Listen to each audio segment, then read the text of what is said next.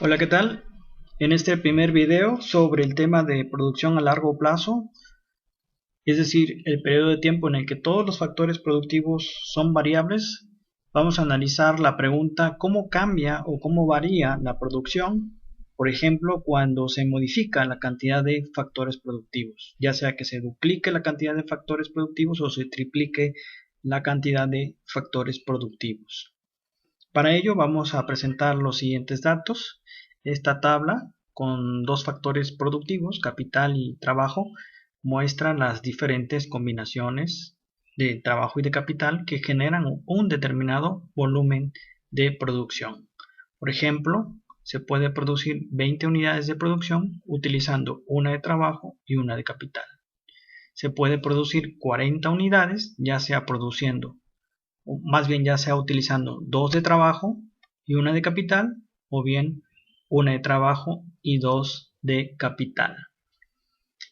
Me llama la atención en esta tabla, ¿sí?, el volumen de producción de 75, porque muestra justamente las distintas combinaciones de trabajo y de capital que generan ese volumen de producción.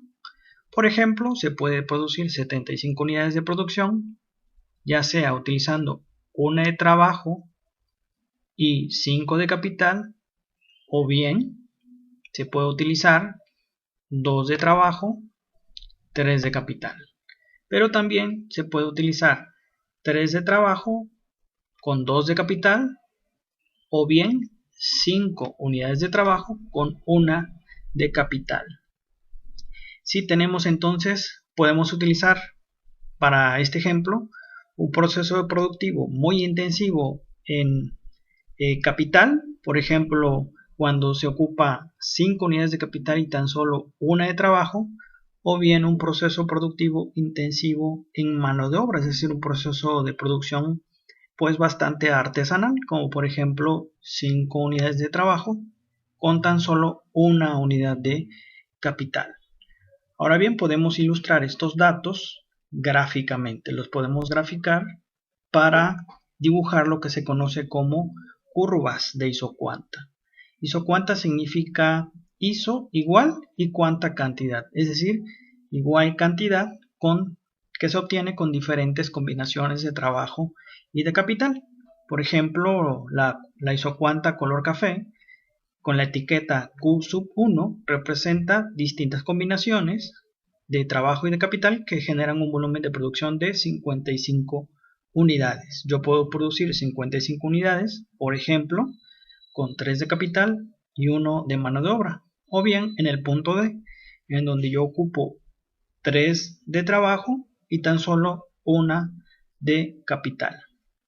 Las otras dos curvas de isocuantas representan también otras combinaciones que generan un volumen de producción mayor, en este caso 75 para Q sub 2 y 90 para Q sub 3. Obviamente, en la medida en que se utilice más trabajo y más capital, pues se va a generar un volumen de producción mayor. De hecho, las curvas de isocuantas que están más alejadas del origen y hacia la derecha representan un volumen de producción mayor.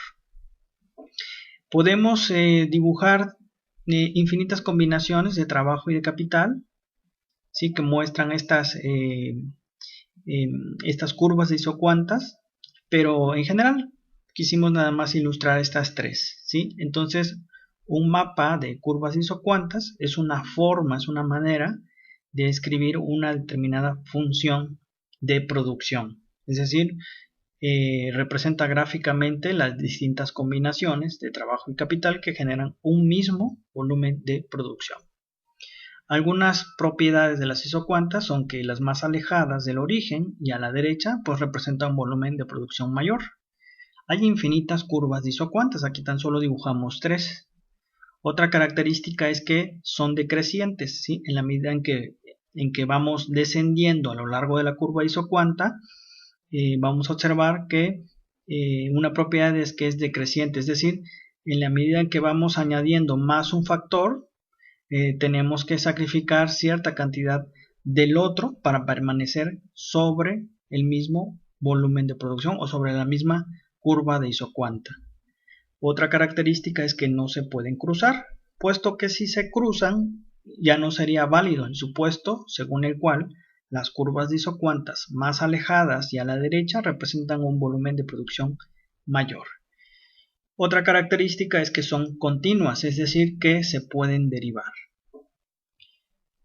Aquí observamos otro tema relacionado a las curvas de isocuantas que nos muestran que incluso a largo plazo un empresario, por ejemplo un productor, se quisiera preguntar, bueno, ¿qué ocurre con la producción si un factor se incrementa y el otro permanece fijo? Digamos que este empresario desea abrir otra planta a futuro y desea ver, bueno, en qué momento aparecerán los famosos rendimientos decrecientes, las productividades marginales decrecientes.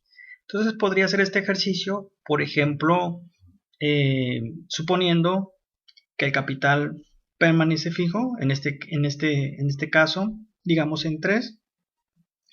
Este empresario originalmente está en el punto A, en donde produce 55 unidades de producción, pero desea aumentar su volumen de producción, utilizar más tanto trabajo como capital para pasar al punto B, en donde produce 75 unidades. En este caso, cuando pasa del punto A al punto B, pasa de producir 55 unidades a 75 unidades de producción. En este caso, el cambio en la producción es de 20 y cuando pasa del punto B al punto C, pasa de producir 75 unidades a producir 90. El cambio en la producción o la producción adicional añadida es de tan solo 15 unidades, es decir, se van presentando lo que se denominan los rendimientos decrecientes. La forma de la pendiente de la isocuanta. Bueno, la forma de la pendiente de la isocuanta va a estar dada por cuán sustituibles son los factores de producción. Por ejemplo, podemos tener un proceso de producción en donde la curva isocuanta es muy vertical, como en el primer caso, o muy horizontal, como en el segundo. En el primer caso, partimos de un proceso de producción que utiliza mucha tecnología, mucha maquinaria, mucho equipo y poca mano de obra. En el segundo es el caso contrario, es decir, un proceso de producción que utiliza abundante mano de obra y poco capital. Entonces, básicamente la forma de la pendiente de la isocuanta va a estar dada por cuán sustituibles son un factor por otro. Bueno, hasta el momento esto es el tema de lo que es teoría de la producción a largo plazo. En el siguiente video vamos a ilustrar el concepto de la pendiente de la curva de isocuanta de una manera un poco más técnica, con la finalidad de que ustedes sepan el significado de este concepto y además puedan calcular la pendiente en un determinado punto de la curva.